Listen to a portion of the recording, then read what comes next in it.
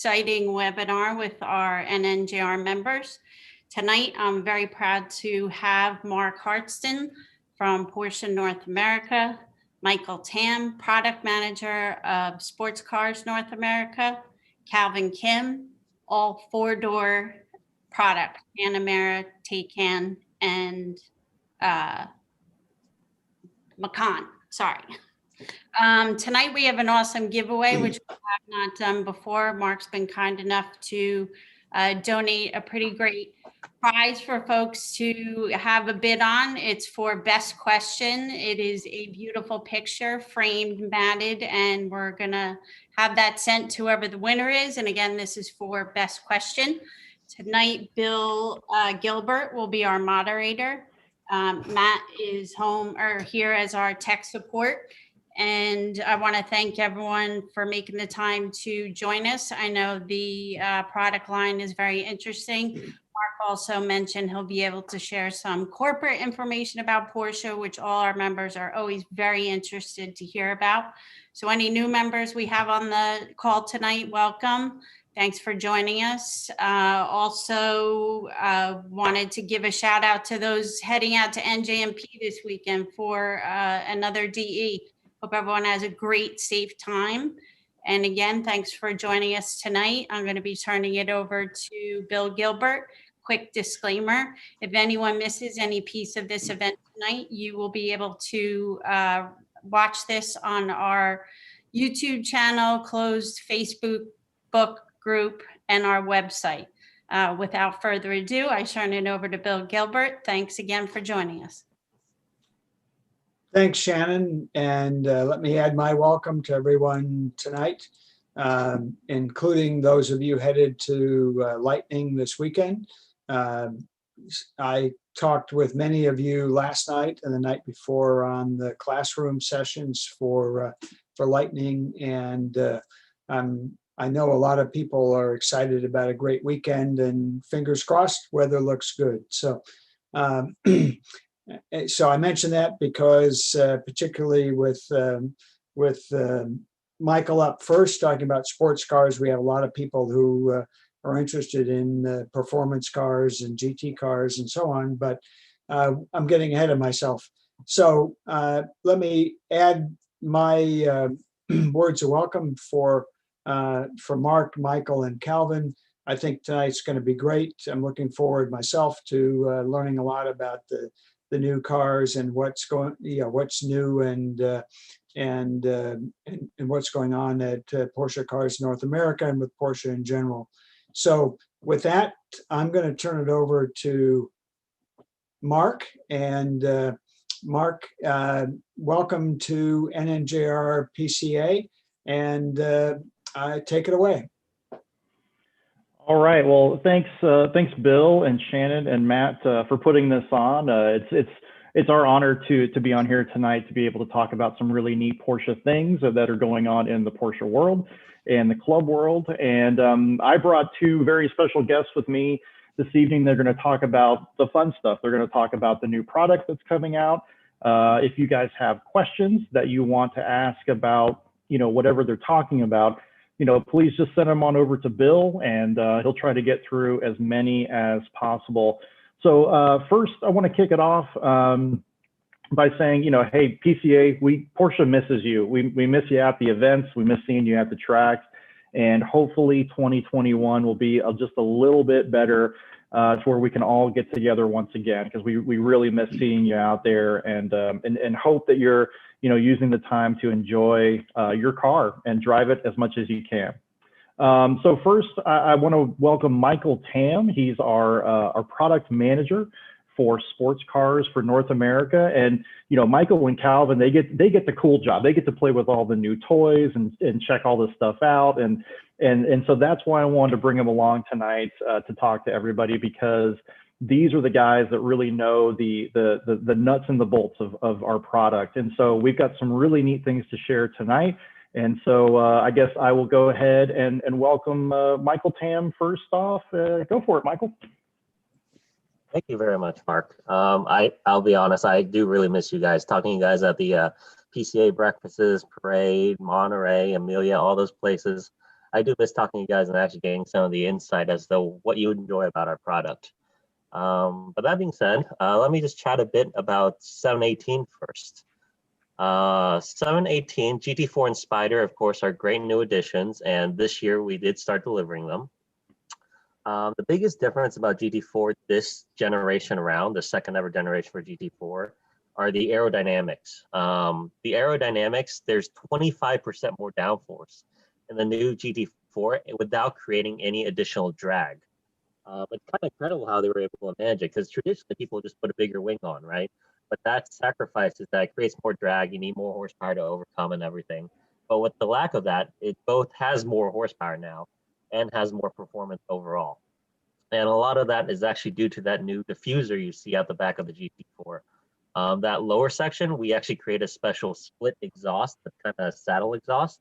So we have this large diffuser, pretty much the largest of any of our production cars, that goes all the way to very much the underneath center section of the engine.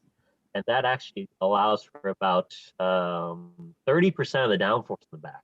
So if you think about it, only 70% of downforce is from the other parts of the car. 30% is just from that diffuser in the back alone. So it does quite a bit. The other big change of GT4, of course, is the engine. It now has its own bespoke engine, the 4-liter flat 6. Revs up to 8,000 RPM, very high revving engine.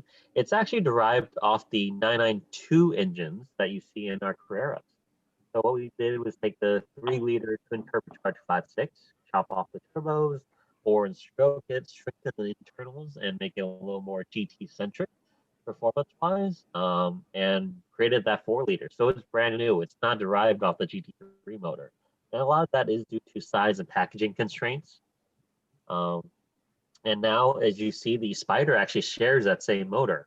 You can pretty much treat the Spider as a motorsport variant of a Spider now. It has basically all the powertrain shared from the GT4, except it's got that open top experience. Some might call it a baby speedster, and it's pretty close to it. It's pretty cool in that regard. And then onto the GTS 4.0 models. Thankfully, because of this great development of this flat 6, we are able to carry it over and bring it to the GTS line.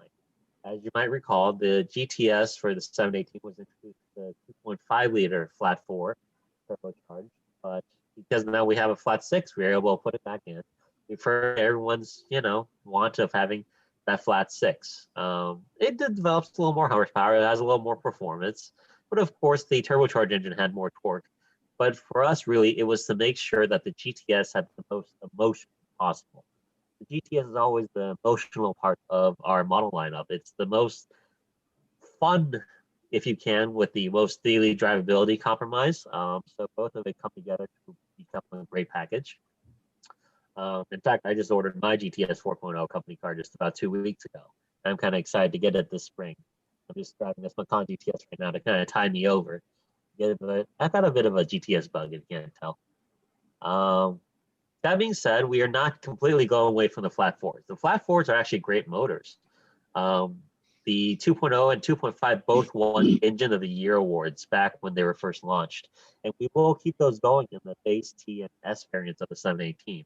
So if you still want those are still available, and they do afford us a good price point, especially in certain countries where the tax regulations and everything are based on the kilometer count. There's a reason those flat 4s actually exist, like in China and Europe. It actually helps with a lot of those cost savings, and that's why we did implement it, as well as the emissions reasons. So, but now you have the 6-cylinder choice as well. So you have quite a few diverse choices in the 718 model. Get them all you can, of course. We have already said the next generation of 718 will be electrified. So going all electric in a couple of years, now's the time to really enjoy the combustion engines. Real briefly on 992, I won't take too long because I think I have about 10 minutes. 992, this year we introduced the turbo variants as well as the Targa variants. And that actually rounds out our entire normal 911 model lineup. So you've got your standard Carreras, you've got your S's, you've got your turbos, you've got your Targas, and all the body styles are pretty much out. So the standard base model line has pretty much been announced. And of course, that manual transmission was brought back this year for the S models. you can order that 7-speed manual transmission, slightly updated for all the S variants. We do try to keep manual transmission alive as much as possible. Turbo in particular is, of course, that's PDK. It not only is it just the standard horsepower increase, it is a brand new motor and a brand new powertrain and a brand new chassis. Think of the turbo not just as just a very high horsepower variant this time around. The engineers over at Vistock have taken a lot of care to make it a lot more emotional. Before, you couldn't get sport exhaust or sports suspension on a turbo model, but for the first time ever, you can get it. That speaks a lot to what they've done with the whole driving feel. If you get a chance to drive a new 992 Turbo, it's a completely different experience. Think of it kind of like applying that GTS emotional nature to the Turbo. No longer do you give up some of that raw feel, because of course some people still want a turbo to be taken down, and you can option it out that way. But a turbo has a lot more potential this generation. Any other things? I know Mark also mentioned that people want to know about the next generation 992. Of course, I can't speak too much, but we do have that strategy of electrifying as much as we can. That being said, the 911 will remain our last combustion engine sports car as long as possible. So yes, we will find ways to put a little electricity in it, to help enhance its daily drivability, meet the emissions targets and everything else. But we will keep that combustion engine alive for the foreseeable future. So, keep going with that.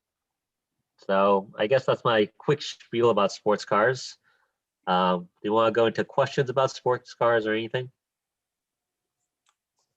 Yeah, let's do that. So, Michael, you made a comment there that I really want to make sure we understand, and that is that that we may see an all-electric 718 in the next couple of years. Are you telling us that you are not going to see internal combustion engines in future 718s?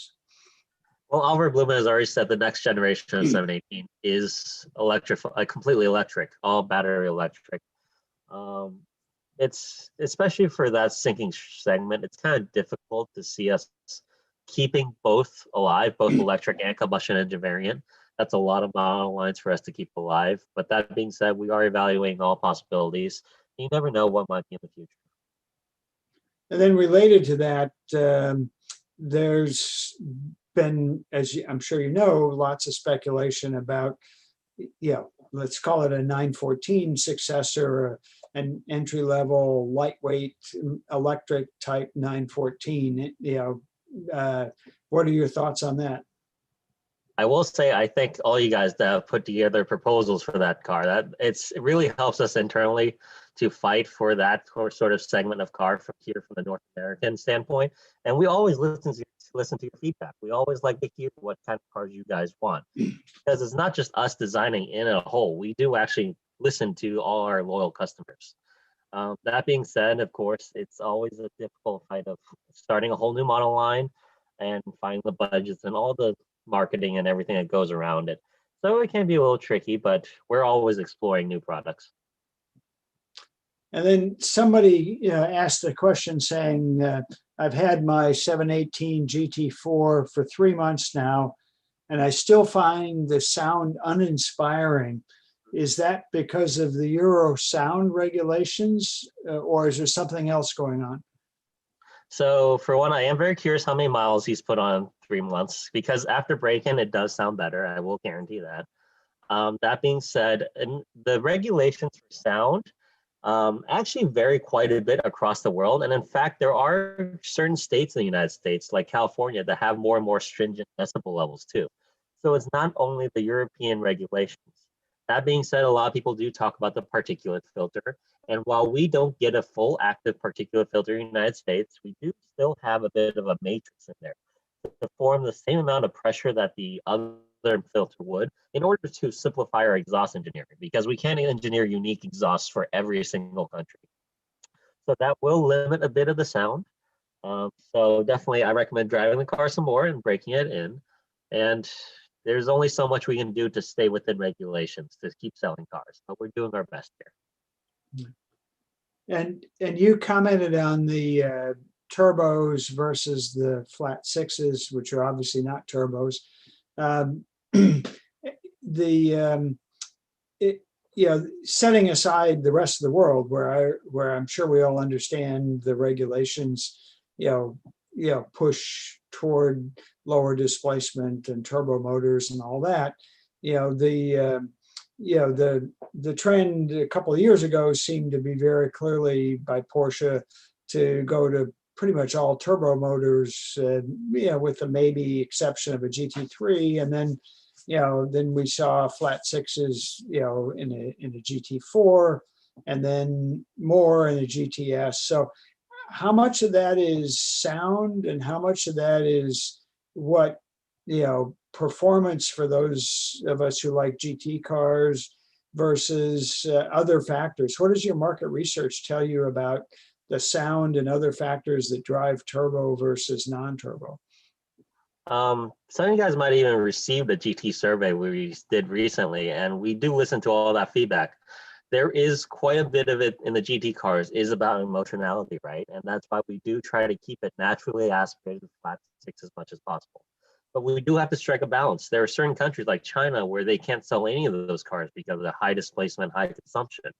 So it is a fine balance. But of course, here in America, we do make up quite a large portion of the sports car market, which does help to create and maintain those cars and keep them kind of flat six and naturally aspirated. So we'll keep doing that as long as possible. It is a fine balance, and we do see the market research. So yeah, it's quite a bit goes into it. Gotcha.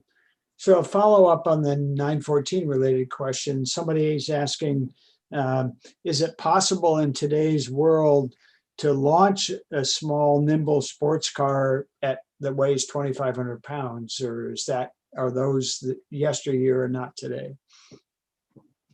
If we're talking about the future where it is electrified, I will say the state of battery technology right now may not completely lend itself to that while still keeping a manageable range and everything. So it is a little tricky there. That being said, we're always looking at future technologies to make that possible. But I would say at this very moment, that's not quite possible. Okay. And then a question about, you mentioned, the stick shift back in the S variants of the 992, which is great. We all applaud that. Many of the people on this call, including myself, are, as great as the PDK is, we don't want to see the end of stick shifts. So how does that compute, if you will, for Porsche in thinking about future cars and what the options are? I will say we listen to you guys very strongly, and we see the manual transmission take rate, and we see your comments, and we definitely try to keep it as live as long as possible. A lot of it is due to American demand, and that is true. And again, that's why, again, like GT3, we brought back manual transmission. But it is tricky because of the cost of engineering a whole nother transmission variant, the fact that many of the other countries don't take manual transmission anymore, which means we need even a higher take rate here to compensate for it. So it's a continuous fight back to Viasok and the engineers over there to convince them to spend the effort and spend the money to develop this extra transmission variant. I myself love manual transmissions. I've had about 3 718s in manual. I've got my next GTS 4.0 is also manual, and I love the manual transmission. We're trying to save as much as possible, but it's a hard fight over here. And as much as you guys can do to keep buying them, keep talking about them, it helps our argument more and more. So please keep doing so. Okay, well, that's great. That's good input because obviously, a lot of us are manual transmission fans. Staying with the GT cars for 1 second with one last question, unless some others come in. I know some GT3 owners and at least a couple of potential GT3 buyers have been turned off by the rigmarole, if you will, to be kind about it, with the center lock hubs on the current and even earlier GT3s. So, it appears like it's just a marketing gimmick as opposed to something functional, given how much work is required to change, simply change a tire, which those of us that go to the track do on a regular basis. So what can we expect there, and what's the the prognosis going forward? Well, I will say the center lock wheels are brought over from motorsport, right? And of course, from motorsport, it's for quick pit stops and everything. And it's a different design. So there is a bit of it, of course, is kind of marketing, but there is the other aspect is that we try really hard to test out technologies on the motorsport world and the real racing world and see the ones that have successes and bring it over to the production car world. That being said, of course, it can be a little tricky for those that try to use it on a day-to-day basis and more of a non-workshop scenario, if you will. That being said, with the right tools, the right lubrication, and everything with the center lock, it's actually not too much more work than the 5 lugs. It's a fine balance, right? There is the marketing, there is the cool aspect, but there is a functional nature to it. Michael, I'm not going to let you get away with that comment. I have 5 lugs on my car. I can change a tire. I can change a wheel in a few minutes if I'm working slowly. I've helped people change center lock wheels, and it's not a few minutes. So, and I've also watched, we have people that run cup cars with motorsport center locks, and they work very different than the ones that are on the GT3. So I don't want to get down a tangent on that topic, but speaking for people who, I know, again, I know at least 2 people who've told me they would buy a GT3, except they won't buy one because it doesn't have 5 lugs. It has this non-racing derived, version of a center lock. So just input that, if the center lock were as easy to take on and off as it is even on a cup car, where yes, cup cars, you still need the monster torque wrench and all that other stuff, but it's a lot faster. Having watched both, it's a lot faster to change a wheel on a cup car than it is on a GT3. Yeah, and actually there is a reason for that, because we do need that center interlock to make sure the wheel stays on a little more tightly for day-to-day driving. So we do wish we could just carry over the motorsport version. But that means that we do hear the input, so I'll keep that in mind. Okay. All right. Okay, I think I'm glancing here, but unless I missed something, I think no, we did talk about that topic. So I will say that having observed the new 718 GT4 on track and other places, it's quite an impressive car. So and a 5 lug. Yes, indeed. And manual transmission. So, I guess PDK is an option on that car. Is that right? Yes, it's newly available. They'll be arriving by the end of the year. Okay. All right. Good. All right. Well, Mark, I'll turn it back to you. And Michael, thank you very much. We appreciate your time and me harassing you a bit on center locks. I like that back and forth. Thanks, Bill. Thanks, Shannon. Thanks, Mark. Thank you, Michael. All right. Well, guys, these were some great questions coming in. And in case you didn't hear or see what we've brought to the table for you guys tonight, we're going to be sending the best question of the evening. Whoop, not an upside down car, but there you go. So this is a picture that we had at Rensport Reunion last year, and it's the 550 coupe that raced in the Carrera Panamericana. Well, you guys know what I'm talking about. That's a mouthful, but so whoever has the best question of the evening between Michael's questions and Calvin's questions, we're going to send that on over to you. So thank you again, Michael, for joining us. And Calvin, let me kick it over to you. Calvin is he's our product spokesperson for Taycan mainly, and 4-door product as well. So Calvin, thanks for making it out tonight. And I think you're going to give us some updates on the Taycan. So I'll kick it over to you. Yep. Thanks, Mark. And thanks to Bill, Shannon, and Matt, and all you guys over in New Jersey. I mean, I can't stress enough how valuable the PCA is to our organization.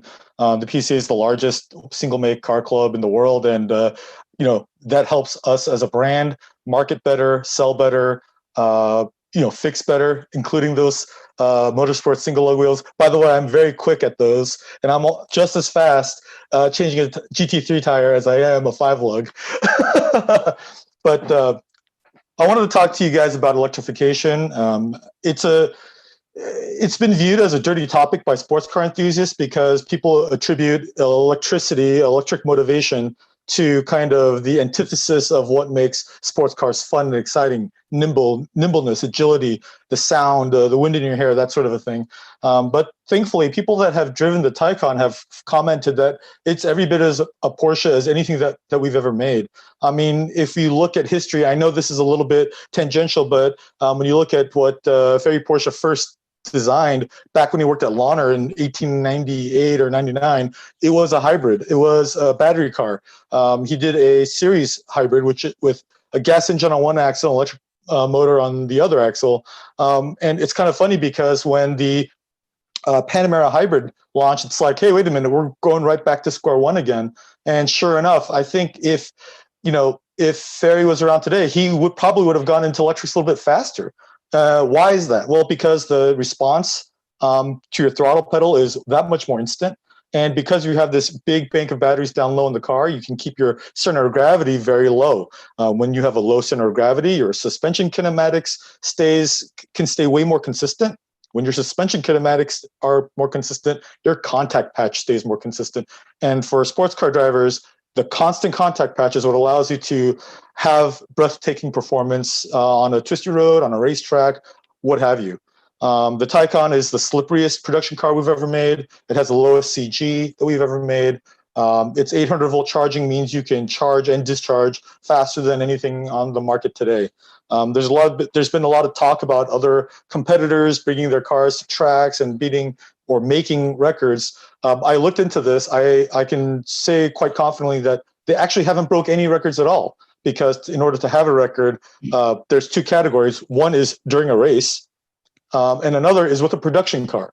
And unfortunately for a lot of the competitors on the market today, none of the cars that have been on a track are in production.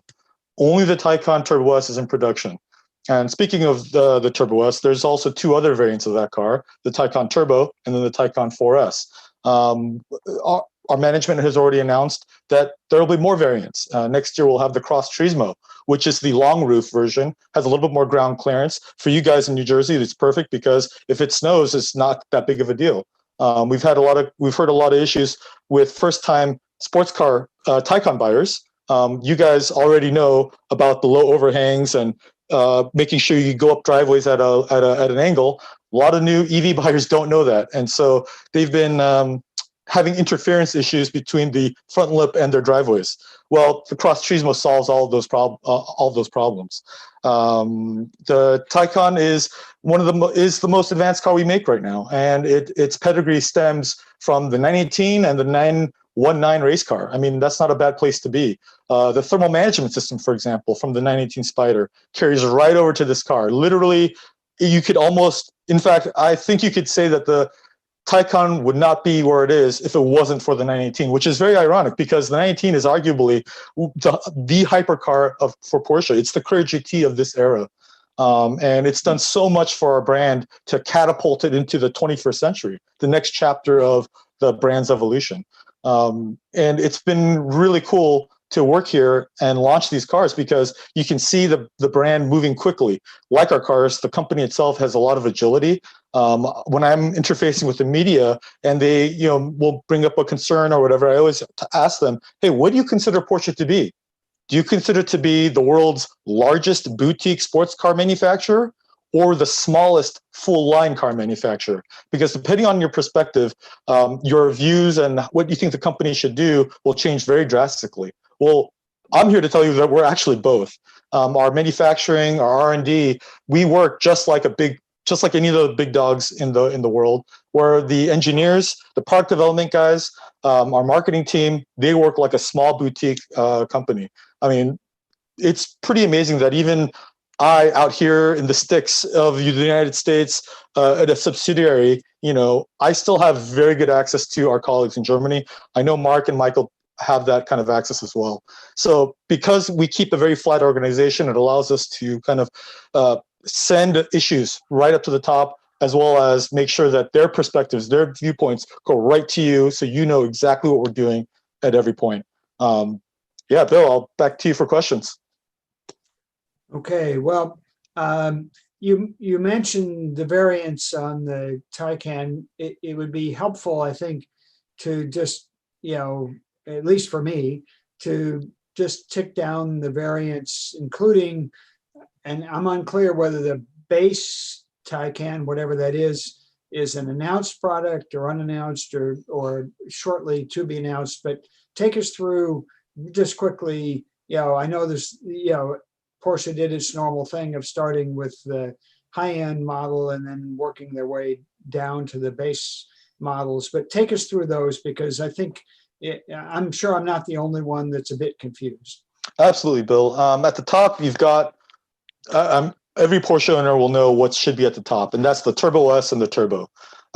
Basically, they're nearly identical, except for the fact that Turbo S has a slightly more powerful power inverter at the front of the car for the front axle. And so that gives it a peak power of 750 horsepower, whereas the peak power for the Turbo is only 670 horsepower. They both share the same 93.4 kilowatt battery. Yeah, I mean, that gives our claim number 0 to 60 for the Turbo S is 2.6, and for the Turbo it's 3.0, but I can assure you 100%, hand over my heart, they are a lot faster than that.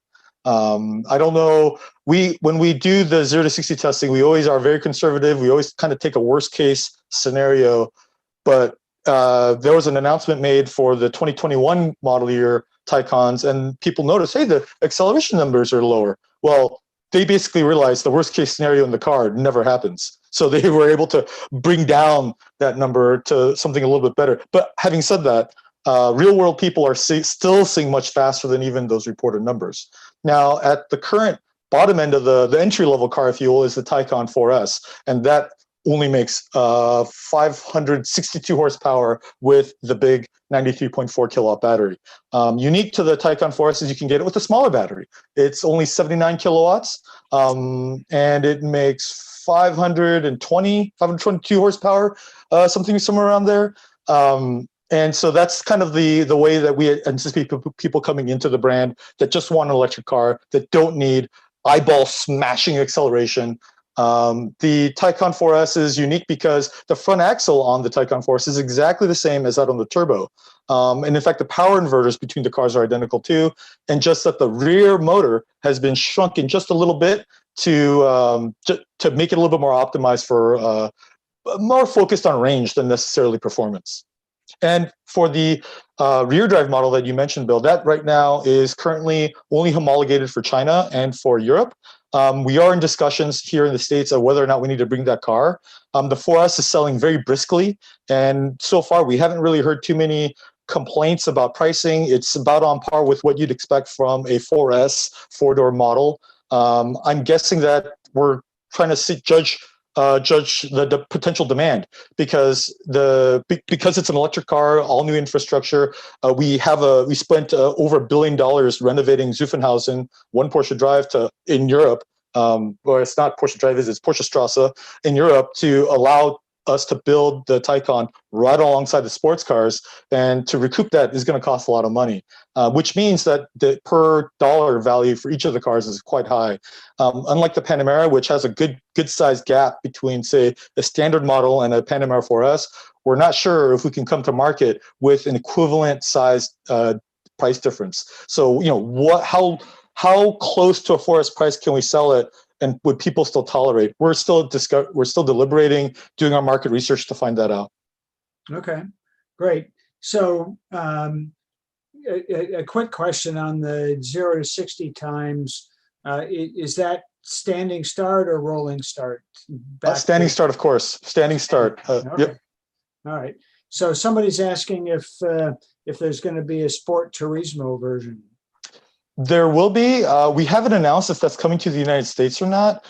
For better or for worse, well, for me, it's for worse. The Sport Turismo variant of the Panamera, the sales volume on that hasn't been quite what we were expecting. And so we've preemptively said, you know what, we'll hold off on the Sport Turismo for now, but we'll go grab the Cross Turismo.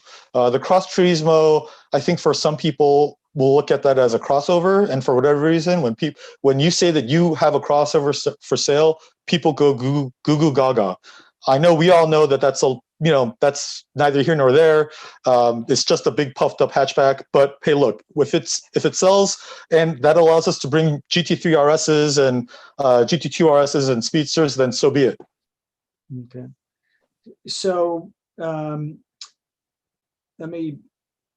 so one of the questions that came in a minute ago talked about the basics of electrification. The question is, what's the biggest challenge with electrification of cars? Is it the batteries, the weight and range trade-off, or charging of the grid, or what? From our perspective, now we're predominantly a sports car manufacturer, so we always trade off the battery weight with the performance capability. Now, obviously, everyone wants a lot of range, but that comes at a cost, and that's what we colloquially call dynamism. The bigger the battery, the less dynamic the car can be. The Taycan is kind of where our engineers have determined to be like that crossover point between the most range without intruding too much onto the dynamic capabilities of the car. Understand that the Turbo S, for example, comes standard with Porsche dynamic chassis control, PASM, 3-chamber air suspension, rear steer, torque vectoring, and to allow it to do the amazing things that it can do. And honestly, from my testing, the range on that car is fine. For me, and in my experience, the biggest issue in the United States is the infrastructure. We all know how big the country is. And to be able to get from point A to point B, especially if point B is in another time zone, you need to make sure that when you're driving, you can stop and get fuel. The range on the car has been very non-eventful, actually.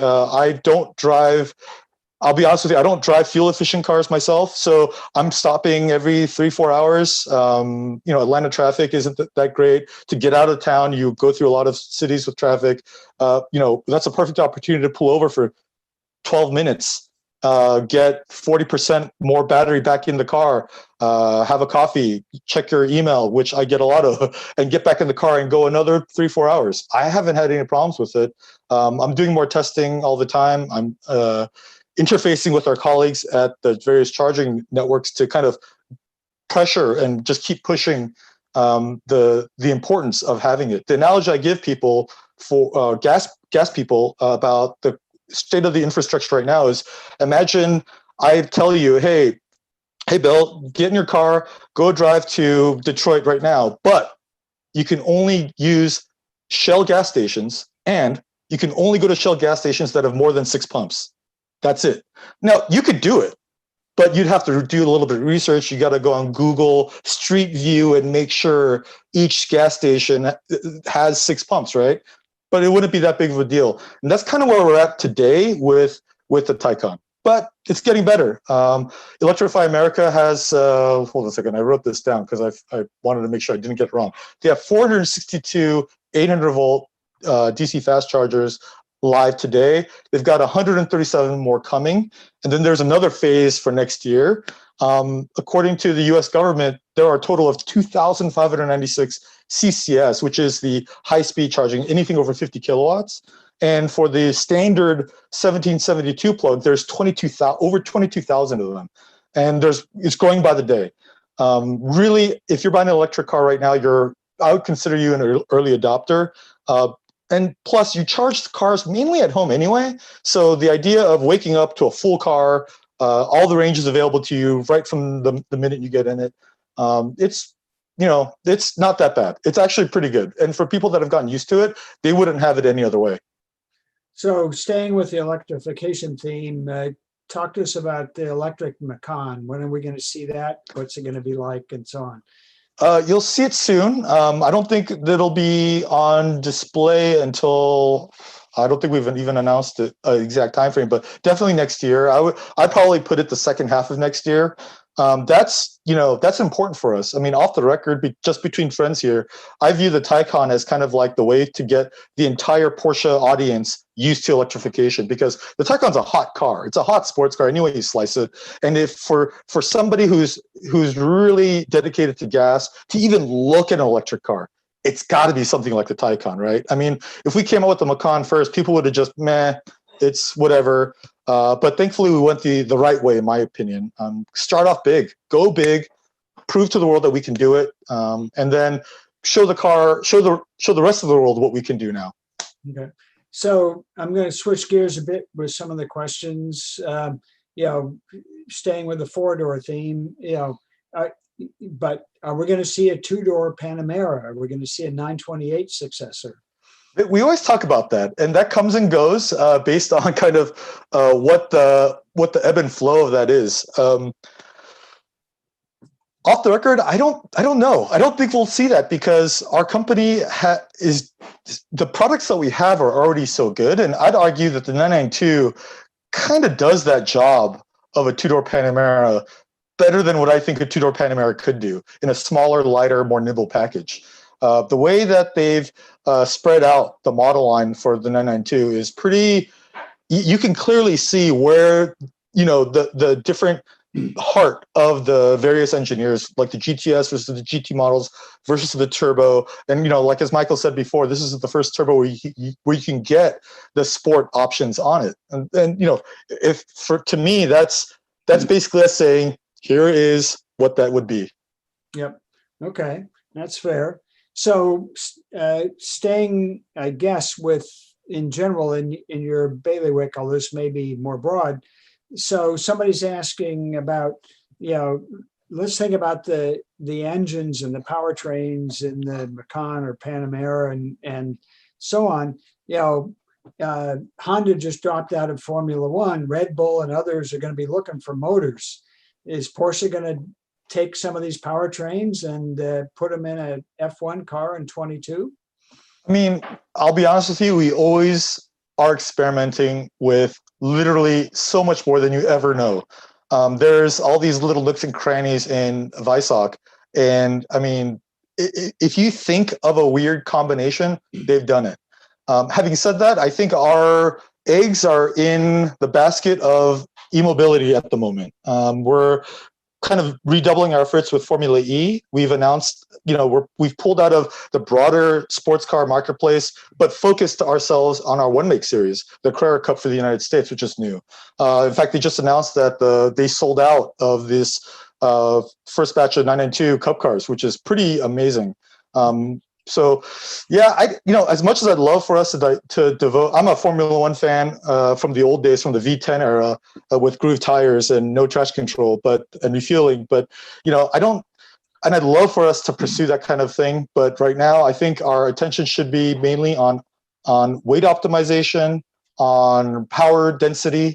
And already the engines in our sports cars are some of the advanced in the world. I mean, Michael mentioned it briefly, that 2.5 liter in the S model 718s, that engine deserves a second look from anybody. That thing is probably the most advanced internal combustion engine on the market today. It acts as 4 individual single cylinder engines. It's got variable geometry turbines. I mean, I could go on. Okay, great. All right. Well, that's fantastic. I know we want to, get Mark some airtime here. So, Calvin, we can tell you're not enthusiastic about this at all. So I love this stuff. We really appreciate you joining us, and I learned a lot. So, thank you very much. Thanks, Bill. Thanks, Shannon. Thanks, Matt. And hope to see you in the office someday, Mark. Someday soon. Yeah. Okay. So, Mark, it's all yours. All right. Well, thanks again, Bill. And first of all, I'd like to thank Calvin and Michael for taking some time out of their evening. We can't rip Michael out of his car. He drives it 24 hours a day, so that's where he took the call from. And we always love it when he's on these calls. But yeah, just want to, I guess, give the club just a few updates from the Porsche company side. First and foremost, I'm sure a lot of people have probably seen it. It's been all over the automotive news for the last few days. Porsche is well, it's good news and it's sad news at the same time. The sad news is that our CEO for the last 7 years, Klaus Zelmer, is going to be leaving the company. The good news for him is that he's taking a board role at Volkswagen in Wolfsburg, in Germany. So, you know, we're happy that he's staying within kind of the family, if you will. But we're sad because he was such a great leader and a great thinker, and the way that he moved the company forward was absolutely unbelievable. So we're sad to see him go. But on the tail end of that, we all also are welcoming our new CEO, Dr. Kel Gruner, and Kel has been leading the worldwide marketing efforts for Porsche for the last 10 years, I believe. Before that, he was with Mercedes-Benz for a while. So he's a car guy through and through. That's where his heart is. That's what he loves to do. So I think what you're going to see is Porsche kind of, you know, elevating its status within the event world. You're going to see us doing new things with new product, a lot in the digital world. So you'll see new videos, new content coming from Porsche. So we're really excited to have him on board, and I hope to get him introduced to the club at an event next year, whether it's Works Reunion or Parade. You know, he wants to come and say hello to the club, and he dealt with the club in Germany when he was you know, the head of marketing over there. So he understands what the club is all about and kind of how the club interacts with the company, and basically, you know, what you guys mean to us. He went to school in Michigan. He went to university in Michigan, and so he's very familiar with the American culture. He understands that our culture here is a little bit more informal than maybe it was in Germany. So when people meet him, you know, they call him by his first name, just like they did with Klaus. So, you know, we're very happy to have him on board. And for a while, he's going to be drinking from that fire hose that we all do when we first join a new company. But he will be out and about pretty soon. And like I said, fingers crossed, events get back to normal in 2021. Real quick on just the status of Porsche overall. Porsche is actually doing very, very well, even in the environment that we're in the economy that we're in. And a lot of this has to do with, you know, our you know, very loyal owners and club members that, you know, continue to buy the product. We hope because you love it. But the sales has been very, very strong. I think we are sitting, I believe, at #1 for the luxury car brand as far as sales, where we are in the plus column. A lot of other companies are in the minus column, and we think it's because we have stayed connected with the owners and with people that are looking to buy new cars. So our dealerships have been open for a long time now. So if you know, even if you're interested in just going to see any of the new product that are out there, the dealers are open and they're welcoming people in. So we love it. Speaking of the new product that's out there, so one of the cars that we didn't talk about tonight, but that is coming out, is the 992 Targa. And one of the really neat things about this is it's going to be the next raffle car for the PCA raffle. So we're really excited to have that because, you know, as soon as that raffle kind of wraps up, then the winners will get to be able to go to their dealers and build their car any way they want it. And then that car comes over and you'll be one of the first to have the brand new 992 Targa. I've seen it myself in the flesh. It is amazing. It's absolutely amazing. I absolutely love it. Just like the entire 992 line, which is brand new from the tires all the way to the skin. So it's an incredible car, and just keep an eye out for the new raffle being offered by the PCA national team. So really that's kind of what we have going on in our world. One thing that I would like to kind of help promote is going to be the PCA's Tech Tactics Live. We've had some of our staff join Vu Nguyen from the national office at the Tech Tactics Live sessions on PCA YouTube channel, and it's been great. And even, you know, there's a lot of knowledge that Vu kind of imparts when he's talking about different product lines, different cars. They've done just an absolutely incredible job of kind of explaining this to the members when maybe we can't get, you know, our product guys out to everybody.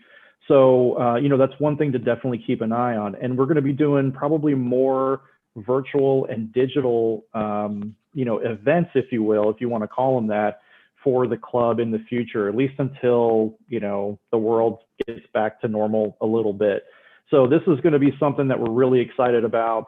We love bringing out new products. That is not being paused or going away.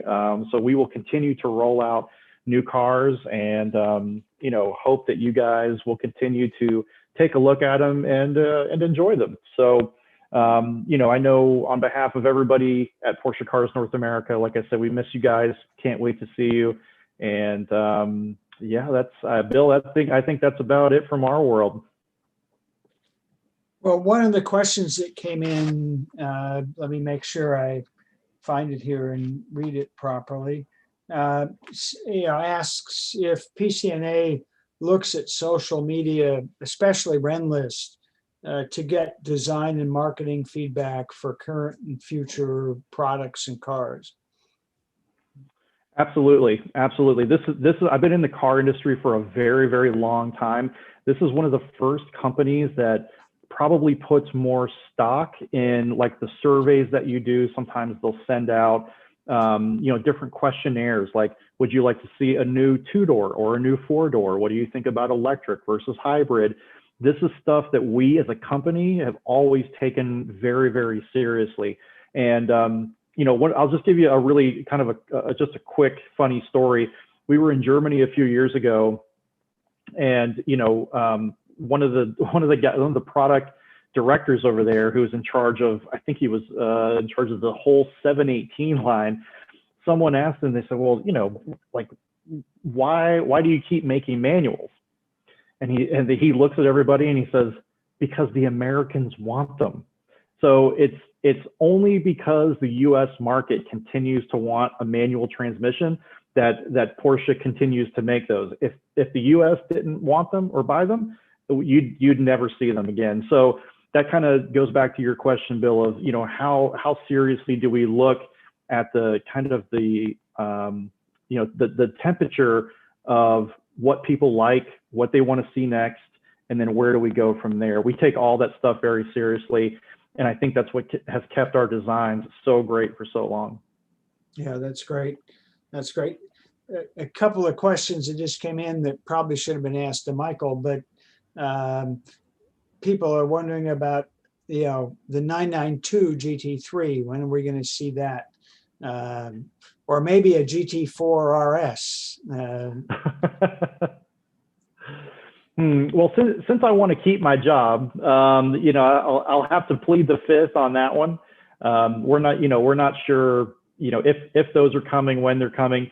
But what I can tell you is, if you look at the product line that Porsche has always put out, more than likely it'll probably follow that. So you start off with one, and then the product continues to kind of evolve over a certain time frame, you know, up to the very top level. So yeah. I think that's kind of where I could leave that. Okay, great. So let me ask you a selfish question as an officer with the Northern New Jersey region of PCA. You know, Porsche Cars North America obviously interfaces every day with all the dealers and the Porsche world around the country. You know, what's the message from Porsche Cars North America to dealers and the rest of the Porsche world related to PCA? I mean, yeah, you mentioned that sort of the national events like Parade and Rennsport and such, but most of us, and in fact, 90% of PCA activities happen, you know, at a local level, what PCA calls regions like ours. So, you know, talk a little bit about, how PCNA thinks about PCA in general, and particularly all of those of us, who seldom, if ever, deal with national stuff, but deal every day with local stuff? Sure. Well, I mean, I guess the first thing that I can tell you is if PCNA, didn't care about PCA, I would not be here. I mean, that's the cold hard fact. My job, every day of the week is to deal with the PCA and the Porsche Owners Club and the 356 Registry. So those are our three, official clubs that Porsche supports. And the reason that they support these clubs is because they know that these are the most passionate people and owners that Porsche has. And it doesn't matter if you drive a 356 or you drive a brand new 992. All these people under one roof still love the brand, and the brand, more than any other I've ever seen in my life, says, look, if you love us this much, we want to love you back. And so when it comes to translation over to the dealer side, the dealers are, there's a lot of dealers out there, and they're all independently owned. So we don't make the rules for a lot of them when it comes to how they market their dealerships or the relationships that they have. But what I would tell everybody is that that's what we strive to do. I think if you were to take a survey, I would say most of the dealers understand the relationship that they need to have with their local clubs, just because you guys are the ones that are going in, talking about cars, looking at cars, buying cars, because you love them so much. And a lot of our club members own more than one Porsche, and the dealers know that. And so, just like with any relationship, you have to kind of treat it with gentle hands sometimes. And there's a lot of personalities involved. But what I can tell you is at the very tip top, where Klaus used to be, and now Dr. Gruner is there. Klaus was always a big fan of the clubs, and the CEO before him, Detlev von Platten, was also a huge fan of the clubs, because they saw that the clubs were some of our best brand ambassadors that a company in general could ever ask for. So that's why they give a lot of support. Obviously, we show up big for things like Works for Unions, Porsche Parade, Treffens. Those are the big national ones, but we also try to kind of funnel it down through the dealers and tell them, look, if you have marketing dollars available, you might want to look in their direction, because it's one of the best bang for your buck that you can get, within the car world. So hope that answers your question. No, it does, and I appreciate that. And I asked that question from the perspective of a person who deals with dealers for, with the club, and we are fortunate to have local dealers who are big supporters of the club. So, I mean, that's all good. Shannon actually has a question for you, so I'm going to let Shannon ask the next question. So Mark, you and I talked about quickly yesterday the female segment of buyers, and I was just wondering if you could just spend a second or two telling me what the future goal is to keep us engaged, to be happy customers. Yeah, absolutely. Like I said, when it kind of harkens back to the surveys that we do, we try to kind of get a feel for what are female buyers looking for in a car. Porsche has traditionally kind of been seen as a male brand, but it's starting to change a little bit, not only because of the just the utility of some of our cars, which now men and women like, but also some of the fit and the finish. So you've got better finishes in the car. They're a little less kind of, I guess, if you will, like jagged.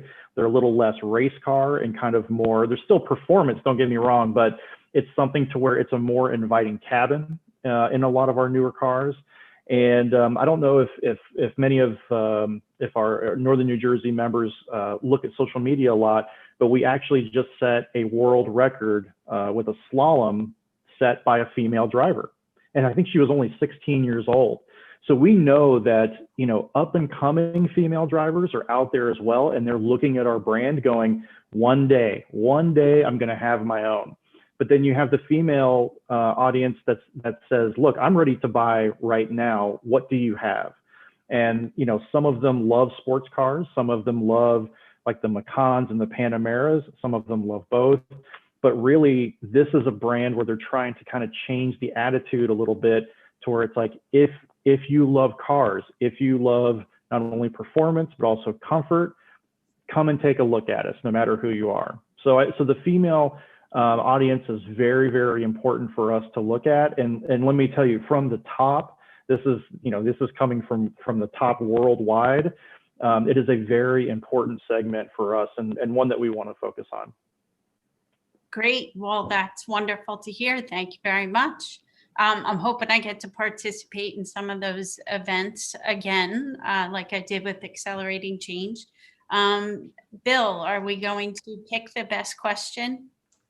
Yes, I think the question, although maybe it got a predictable answer, but the question that we think deserves the prize was the one about Formula One powertrains, and you know, because it's sort of at the nexus of everything that's going on in the world right now. What's happening with internal combustion engines? What's happening with electrification? You know, what's happening with racing in general? Which, you know, we all care about racing. We all care about Porsche, you know, history and going forward. So that question, you know, and I'll have to look at the abbreviation that was on YouTube as to who asked that question. But I think yes, Jay Mazzola. Jay Mazzola. Jay Oh, if I'd Mazzola. have known that, I would have picked something else. I know that was a great question, and I'm glad he asked it, because it was one I was very interested to hear the answer to, having just read all the news about Honda pulling out of Formula One after next year. So no, it was a great question. Well, Mark, I want to thank you. Also want to just thanks again. What we talked about on the call yesterday was that you'll be willing to help us set up a few more of these calls going forward. I know our members will be interested in hearing anything and everything we can hear about the brand. We're a happy bunch of club members. So thanks for tuning in with us tonight. I really appreciate it. We really appreciate you giving us such a great giveaway. So thank you, Bill, as well. And I'll have to thank Calvin and Michael offline. Thanks to Matt, my husband.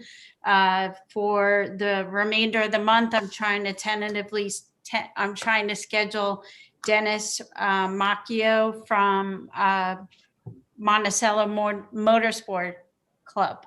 So I apologize. That was a little kerfuffle. I look forward to seeing everyone soon. Thanks for tuning in. Have a great night. Good night, all. Bye, everybody. Okay. Wow.